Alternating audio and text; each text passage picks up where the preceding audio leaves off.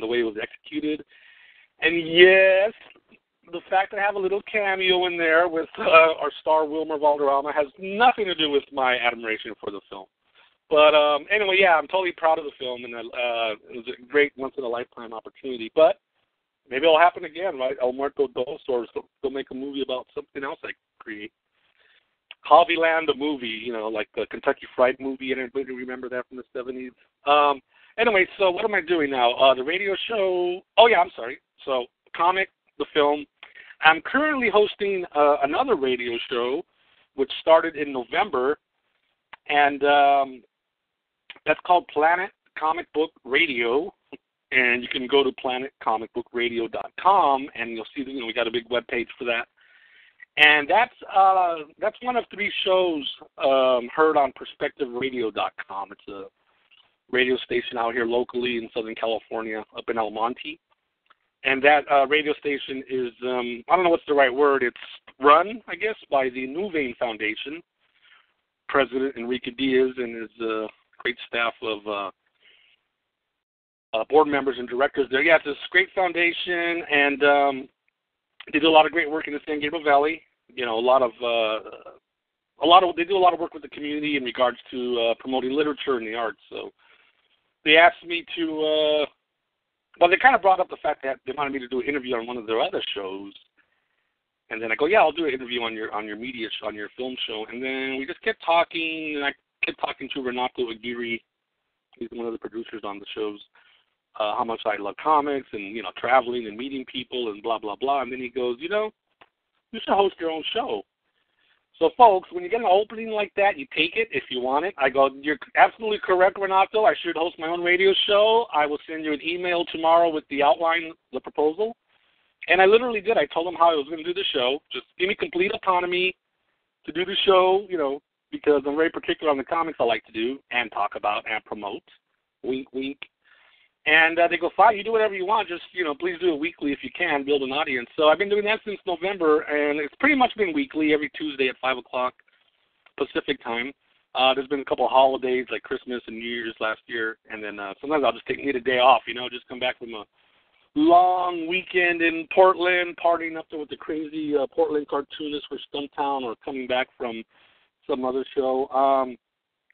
So on that show, just to differentiate what that show's about versus Javiland, Planet Comic Book Radio would be a, you know, traditional, what I call, at least the format where I interview people. I like to call them conversations because we do keep it very casual.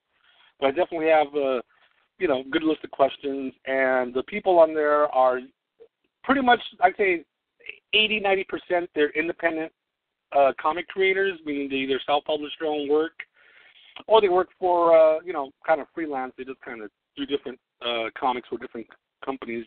I don't really have, and I really don't anticipate, hopefully I'm not shooting myself in the foot or burning a bridge, but, you know, having so-and-so who's writing, like, you know, whatever, Captain America or Shazam or Justice League or whatever on the show. You know, there's plenty of other outlets to promote mainstream comics, so that's fine. There's no shortage of those shows, and I'm sure there's no shortage of shows for independent stuff, but that's my focus, is mostly indie creators. And I also like to talk about the comic book culture, so I've had people on there, like I've had Blake Bell, who wrote this excellent book on Steve Ditko. So he was on it. I had Tommy. He runs the Bat Blog. It's this hugely popular blog on the internet, batblog.com. What all they do is he talks about and promotes, you know, Batman, especially like the merchandising of Batman, because it's obviously such a huge juggernaut. So, you know, so I like to have stuff like that. Independent comic creators, and then I like to once in a while do a show on comic book culture, because I think I love all that stuff. You know, I'm not not one of these super literary comic book snobs where, you know, it's only got to be the most highbrow literate comics. So anyway, it's a pretty varied show. So the reason I'm doing this show, just to get everything back up to date, is you know, the Planet Comic Book Show, I do interviews, but I don't have any call-ins. I don't have any interactive chat room. It's just, you know, I just want to get through the whole interview, me and the guest, and it seems to work out pretty good. But I wanted to show a venue to be able to talk to other creators, and maybe we can inspire some other artists or inspire one another and inspire some upcoming artists to take that leap and do their own comics, do their own books, create their own stories. So that's what the focus on this show is going to be. I mean, I'll be having a couple of guys talking with me later on, and we'll be discussing things, but there won't be any formal interviews on here as far as I can tell, because I'd rather keep that on my Planet Comic Book Radio. I certainly don't want to be competing with my own other radio shows. So anyway, let's see, is there anything else that we should talk about as far as in the intro? Well, okay, so that brings us up to the present. I'll tell you what I'm currently working on right at the minute, besides talking to death here, yakety yak, blah, blah, blah, as it says in the little Javiland graphic, if you zoom in on it. I'm currently this weekend finishing up El Muerto, Dead and Confused, the long, long, long awaited brand new El Muerto comic, which I previously released as a little black and white, mini comic. And, I started waffling for like almost over a year. I hate to say this, like, well, you know what, maybe I'll just put this on the web. And or maybe I will print it. I don't want to print it because you got to order 3,000 minimum, blah, blah, blah. Well, I do want to put it on the web, but it wasn't really made for the web. I don't think it's formatted, the best way for the web. It's formatted more for a comic page. But lately I've been talking to a lot of people, hearing their podcasts, and just hearing about POD, print on demand. Kablam, I believe, is one of them, and Comics Express. I believe Lulu, but I checked out Lulu, and the prices were not, how should I say it? It was something I didn't want to spend that much money the way I understood it.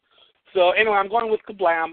I'm prepping this Muerto comic. It's got some extra pages than it did the last time I did the preview book. And it's got some pin-up page, and it's got a couple other little things in there. So that will be very cool to have that out. That'll be out for APE 2008. APE is the Alternative Press Expo, and that'll be in San Francisco the week of November 1st and 2nd, which is really good because November 2nd is the Day of the Dead, Dia de los Muertos, so it really fits in perfect with my comic. And, of course, November 2nd is Steve Ditko's birthday.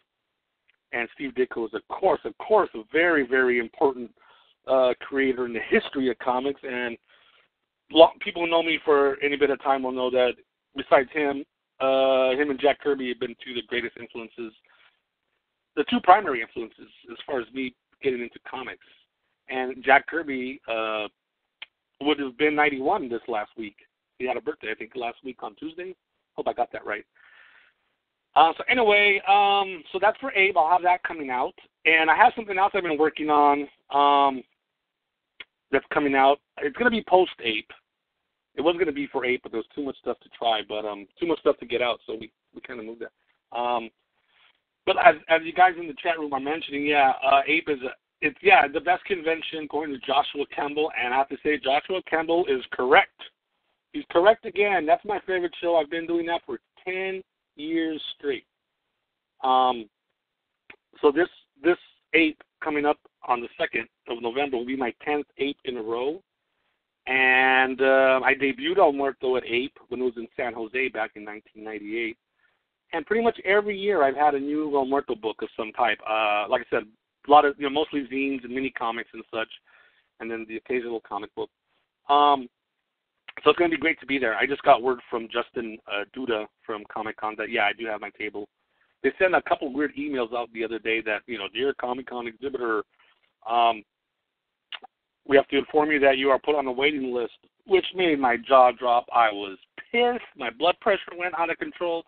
I was fuming mad, like, what do you mean? It's like I've been going there 10 years and I turned my application in months ago and da-da-da. And I noticed I had another email from them right away kind of saying, you know what, disregard that first email. That was a mistake. You do have a table. So obviously I was a wreck that night. Couldn't go to sleep comfortably. So the next day I called Justin. I go, Justin, please confirm one way or the other. And he goes, yes, you do have a table. Sorry, you're set. You're going to be there at 8. So I will be at 8, folks, in November in San Francisco.